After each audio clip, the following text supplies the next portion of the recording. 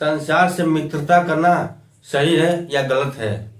जी हाँ मेरे प्रिय मछली लोग, आप लोग अगर परमेश्वर को मानते हो, विश्वासी हो, तो जो सांसारिक लोग हैं उनसे मित्रता करना सही है या गलत है? तो आज के वचन में हम आपको यही बताने वाले हैं। तो मेरे प्रिय मछली लोग, आज के वचन में हम आपको यही बताने वाले हैं कि क्या परमेश्वर हम सभी को अनुमति देता है संसार से मित्रता करने के लिए? अगर आपको नहीं पता है तो हम आप लोगों को वचन के द्वारा पूरी बात बताने वाले हैं। तो आप इस वीडियो को बस एंड तक जरूर देखिएगा। आप विश्वासी हो, परमेश्वर को मानते हो, तो इस वचन का ज्ञान आपको होना बहुत जरूरी है, क्योंकि ज्ञान नहीं रहेगा आपको तो आपका विश्वास करना व्यर्थ है, बेकार है। क्योंकि परमेश्वर ऐसे लोगों को ही चुनता है जो परमेश्वर के वचन के अनुसार चलता है, जो परमेश्वर की हर बातें मानता है, उसी का परमेश्वर प्रार्थना सुनता है। तो आज परमेश्वर आपकी भी प्रार्थना सुनेगा अगर आप इस वचन को सुनेंगे ध्यान से। तब मैं आपको वचन बताने जा रहा हूं। मेरे हाथ में पवित्र बाइबल है, तो वीडियो को आप पूरी जरूर देखिएगा और पसंद आएगा तो एक लाइक जरूर कर देना और कमेंट में आमीन भी लिखना। अगर आप हमारे चैनल पर पहली बार आए हैं तो हमारे एक्टिव परमेश्वर चैनल को भी सब्सक्राइब जरूर कर लेना, क्योंकि हम अपने इस यूट्यूब चैनल पर सिर्फ परमेश्वर का ही वचन लेकर आता रहता हूं अपने मसीह लोगों के लिए। तो चलिए आगे हम आपको वचन बताने जा रहे हैं, संसार से मित्रता करना सही है या गलत है। तो मेरे प्रिय मसीह भाइयों एवं बहनों, आप पूरे ध्यान से इस वचन को सुनिएगा। आप लोग वचन अधूरा छोड़कर चले जाते हैं, पूरी बात नहीं सुनते हैं। हम बकवास नहीं करते हैं, हम मजाक नहीं करते हैं, हम भी परमेश्वर के दास हैं, हम भी परमेश्वर के वचन के अनुसार चलते हैं, परमेश्वर की बातें मानते हैं। परमेश्वर हमें भी ब्लेसिंग देता है, हमारी भी प्रार्थना सुनता है।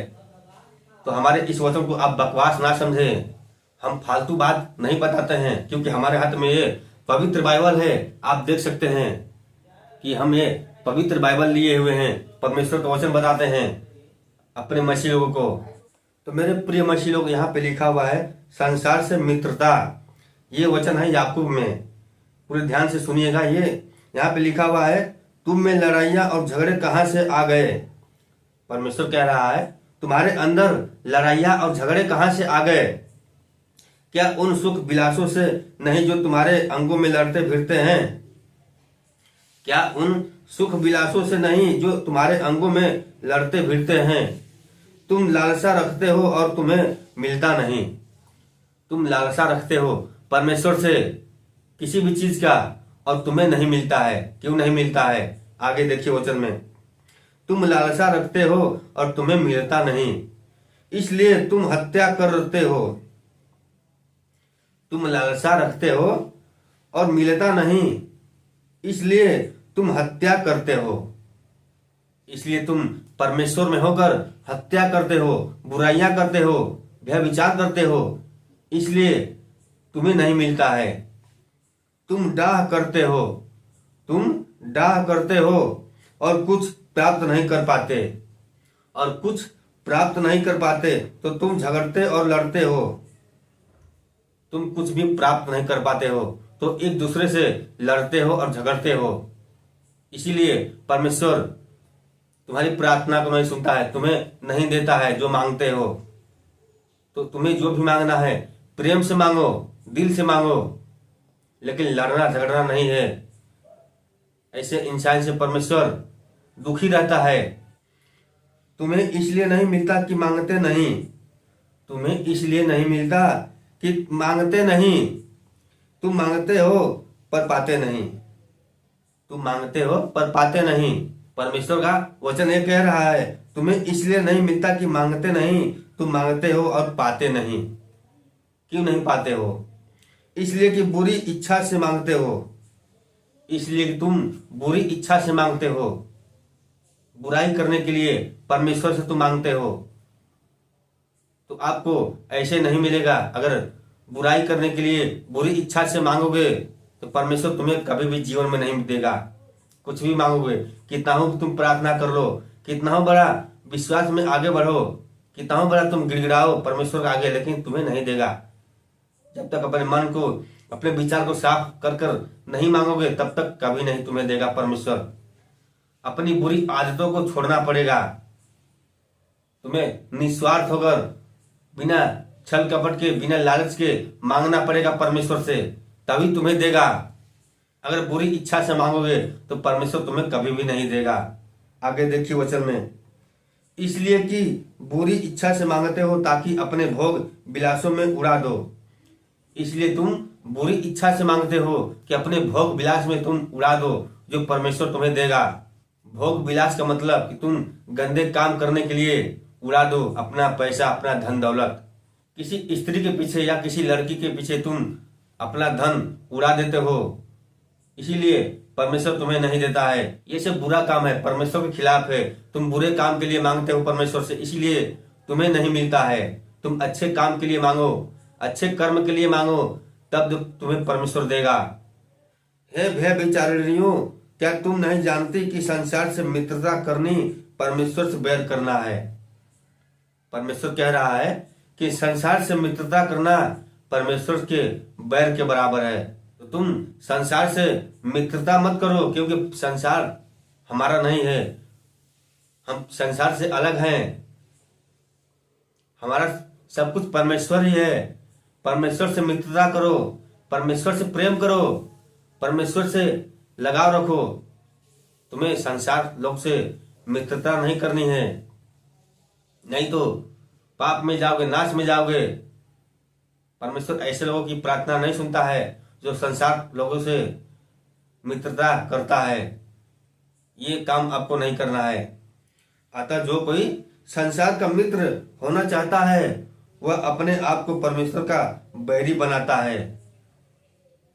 परमेश्वर जिससे बैर रखता है, जिससे नफरत करता है, आपको भी उसी से नफरत करनी है, बैर करनी है।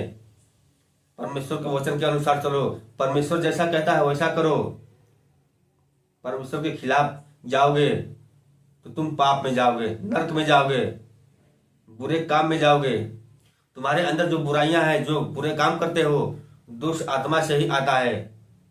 तो गलत काम करोगे तो दुष्ट आत्मा तुम्हारे अंदर आएगी, बुरी आत्मा तुम्हारे अंदर आएगी और तुमसे गलत काम करवाएगी। तो तुम्हें बुरे काम नहीं करना है। तुम परमेश्वर के इच्छा के अनुसार चलो, परमेश्वर की हर बातें मानो, तब तुम्हारी इच्छा को पूरी करेगा परमेश्वर। जो मांगोगे सब देगा। आगे देखिए वचन में, क्या तुम यह समझते हो कि पवित्र शास्त्र व्यर्थ कहता है, जिस आत्मा को उसने हमारे भीतर बसाया है, क्या वह ऐसी लालसा करता है? जिसका प्रतिफल डाह हो वह तो और भी अनुग्रह देता है। परमेश्वर का जो पवित्र शास्त्र है वह तो और अनुग्रह देता है अपने मसीह लोगों को। इस कारण यह लिखा है, परमेश्वर अभिमानियों का विरोध करता है। इसलिए यह लिखा हुआ है कि परमेश्वर अभिमानियों का विरोध करता है, पर दिनों पर अनुग्रह करता है। पर दिनों पर अनुग्रह करता है। जो परमेश्वर के दिन हैं, जो परमेश्वर को मानते हैं, उस पर अनुग्रह करता है परमेश्वर। इसलिए परमेश्वर के अधीन हो जाओ और शैतान का सामना करो। इसलिए परमेश्वर के अधीन हो जाओ और शैतान का सामना करो कि शैतान तुम्हें छूने से डरे, तुम्हें मारने से डरे, तुम्हारे करीब कभी भी ना आए। और शैतान का सामना करो तो वो तुम्हारे पास से भाग जाएगा। परमेश्वर की महिमा करोगे, परमेश्वर का वचन पढ़ोगे, प्रार्थना करोगे, तो शैतान तुम्हारे पास से भाग जाएगा, तुम्हारे करीब कभी भी नहीं आएगा। परमेश्वर के निकट आ जाओ, परमेश्वर के निकट आ जाओ तो वह भी तुम्हारे निकट आएगा। परमेश्वर के तुम निकट आओगे तो परमेश्वर भी तुम्हारे निकट आएगा, तुम्हारी हर प्रार्थना को सुनेगा, तुम्हें हर संकट से, हर पाप से बचाएगा। परमेश्वर के निकट रहोगे तब। अगर दूर भागोगे तो शैतान तुम्हें सताएगा, तुम्हें मारेगा, तुम्हें पाप में डालेगा शैतान। तो परमेश्वर के निकट रहो, तुम्हें हर सुख शांति मिलेगी। हे पापियों, अपने हाथ शुद्ध करो। हे पापियों, अपने हाथ शुद्ध करो, और हे दूषितों लोगों, अपने हृदय को पवित्र करो। परमेश्वर कह रहा है, हे पापियों, अपने हाथ को पवित्र करो, परमेश्वर की महिमा करो, परमेश्वर की स्तुति करो, प्रार्थना करो, तुम भी पाप से बच जाओगे, तुम्हें भी शैतान नहीं मारेगा। और अपने हृदय को पवित्र करो। ये जो हृदय है, तुम्हारा जो मन है, अपने मन, अपने विचार को पवित्र करो, तभी परमेश्वर तुम्हारी प्रार्थना को सुनेगा और तुम्हारे करीब आएगा। दुखी हो और शोक करो और रो, तुम्हारी हंसी शोक में और तुम्हारी आनंद उदासी में बदल जाएगी। दुखी होकर तुम शोक करो परमेश्वर के आगे, तुम हंस रहे हो तो तुम रो, गिड़गिड़ाओ परमेश्वर के आगे कि तुम दुखी बनो, तभी परमेश्वर तुम्हारी प्रार्थना को सुनेगा। अगर तुम आनंद हो तो उदासी बनो, तुम्हें ज्यादा खुश होने की जरूरत नहीं है। प्रभु के सामने दिन बनो तो वह तुम्हें शिरोमणि बनाएगा। अगर परमेश्वर के आगे तुम दुखी बनोगे, दिन बनोगे, तभी तुम्हारी प्रार्थना को सुनेगा, तुम्हें ब्लेसिंग देगा, तुम्हें चंगाई देगा, तुम्हें हर पाप से, हर संकट से बचाएगा। तो कैसा लगा आपको ये वचन परमेश्वर का जो कि मैंने आपको बताया? तो चलिए बस आज के लिए इतना ही। अगर पसंद आया हो परमेश्वर का वचन तो एक लाइक जरूर करना। चलिए मिलते हैं फिर अगले दिन कोई परमेश्वर का नया वचन लेकर। तब तक के लिए सभी को जय मसीह की।